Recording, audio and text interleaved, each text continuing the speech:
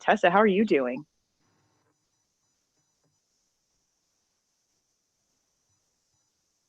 Thanks, Tiffany. I'm Yeah. doing well. It's interesting that both Ella and Ashley mentioned the connection to people right now. And I was fortunate enough to be on that call this morning with so many of the classroom champion teachers. And I think what is so special about chats like that, in addition to sharing vulnerabilities, concerns, support, it's also the fact that you have to be present in today's climate when there are so many doubts, so many uncertainties, so many unknowns. I think we can get ahead of ourselves and we can get too far in the future because we're all planners, let's face it. Between athletes and teachers, we like to know where we're heading and what's on the agenda for us. But I think taking a moment to be truly present, connecting with one another, and being in this moment is really inspiring. I feel uplifted and really hopeful, especially as I take note of the hands that the next generation are in. Um, Tessa, how are you connecting with people? Much the same way, Yeah. virtually, I'm trying to stay very connected to friends and family, and work has taken a different shape. And it's funny, I can relate to your kids, Ella, because sometimes I feel like I have a totally different persona even on FaceTime.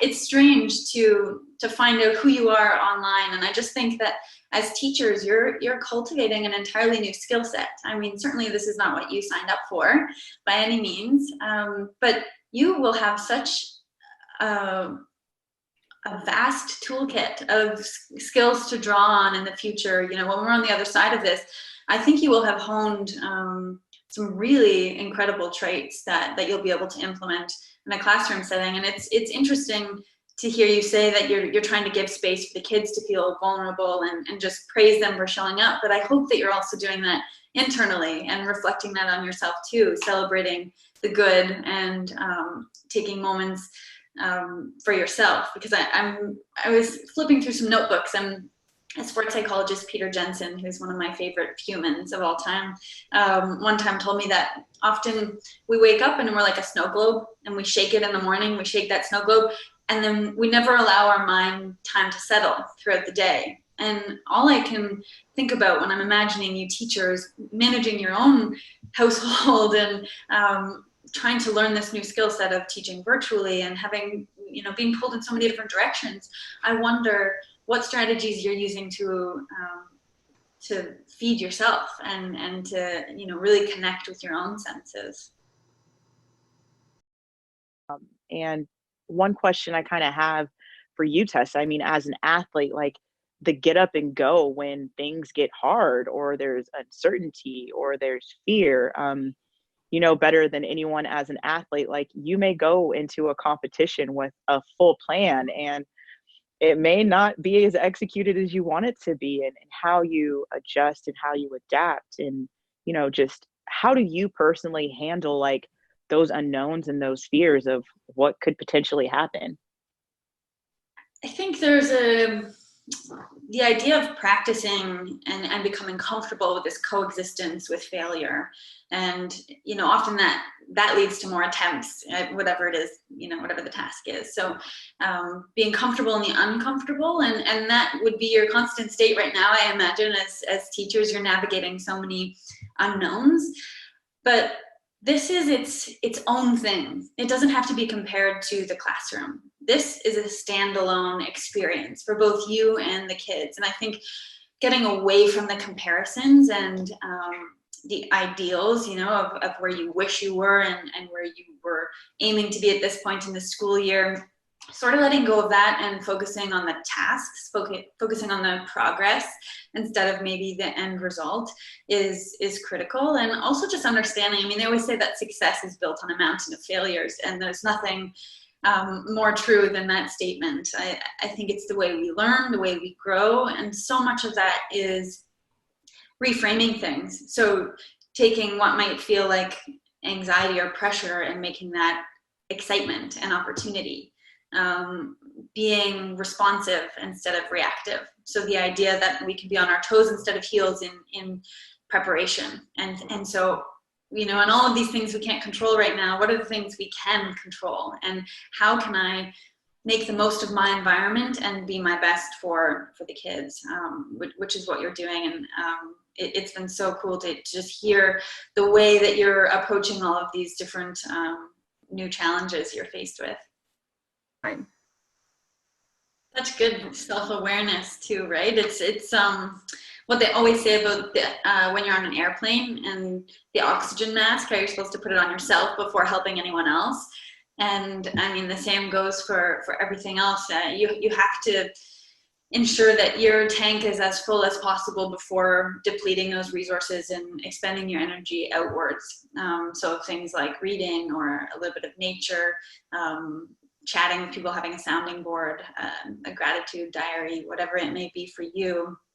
I think it's that self-awareness too, because so often that hamster wheel is going, and at what point do we realize, oh, the wheel is actually controlling us? It's, I'm not setting the pace here. It's getting away from me. And it's, about being present. I just think so much about breathing. You mentioned meditating, Ella, and also just being aware of your senses, because when you're taking in that information, you can't be anything but present. Yeah, I love that, Tessa. It's so powerful to say, like, just the hamster wheel that you said, like, am I actually moving this, or like, am I out of control? Like, that's awesome. Just self-awareness and being able to ask yourself, like, how am I feeling? Like, how am I doing? Tessa, what are some like resources that you kind of use for your own self-care? A lot of it comes down to energy management, and I try and think, if I have 100 cubes of energy in a week, where am I prioritizing that? And as Ashley mentioned, like, where is my time best spent, and what do I value, and how am I fulfilling the needs of everyone around me, but also doing it in the right way that feels authentic. So for me, it's setting a schedule, not surprisingly, having a day-to-day structure. And that's been incredibly important, especially right now, just waking up and finding purpose, setting new goals and tasks, after, of course, having paused and pivoted given the circumstances. Reading has been a great one. And, we talked about being connected. I think that's amazing, but I don't know about you guys. I feel there's only so much screen time I can handle. So, I've also tried to incorporate a bit of a digital detox into my life, and that seems to help too, because it can be a little overwhelming when you're getting inundated. But can I ask one question? Go for it. I shouldn't preface it that way. I probably have a million questions for you. But I was talking to my brother Casey the other day, and he's a teacher, and he's feeling a newfound pressure to perform because much of his lessons are on video now. And there's this stress of having that video last in perpetuity, right? Or it's there for people to criticize and judge. And I think he feels it's a newfound vulnerability and a new place to put himself in. And I wonder if you feel that pressure to perform, and then also to keep up with those teachers who make headlines seemingly every day, these amazing heroes on social media that seem to find new avenues to go above and beyond, and these grand gestures for their kids. I mean, not every day can be like that. So how do you manage that just in your own head, as far as the comparison and feeling like you have to live up to something? Like, a medal for me as a bobsled athlete, whereas Tessa is poised and has grace, and like, that is the element of her sport. Like, the objective is like the gold medal, but how we get there may be a little bit different. And so, Tessa, I guess I'll go over to you. Going for gold and like not having, we talked about that comparison, just really be the thief of the joy that you have in the journey. Like, what does that mean to you? Well, we always trained alongside our biggest competitors. And we shared a coaching staff with them. So it was such a huge part of our preparation to distinguish those times between when we used our competitors as fuel, when we looked to them to see how hard they were working, and their competency, their ability, their performance level, and sometimes we had to learn to tune out the noise.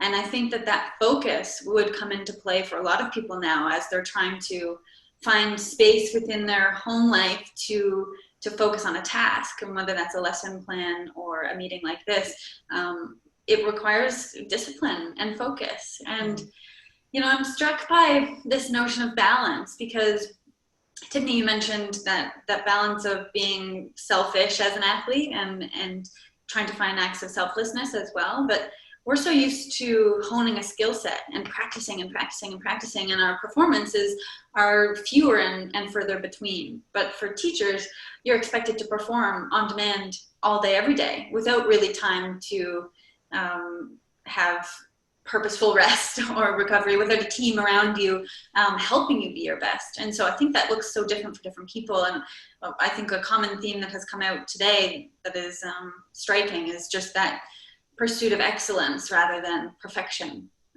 We can't strive for this thing that doesn't exist, but how can we simply be our best? And I think a lot of that is exploring your potential, pushing the boundaries, maybe without trying to protect your self-belief.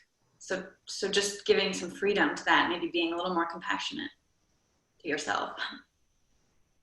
It's a very powerful mission statement, and it's incredible to see such a strong and cohesive network of support. And I think, it's a great reminder that you're not alone in any of this. You have a lot of people there willing to help and support and share. And I think that means a lot. Thanks for letting me be a part of it. Of course. And you guys are just all authentic rock stars. So thank you. Thanks, everyone.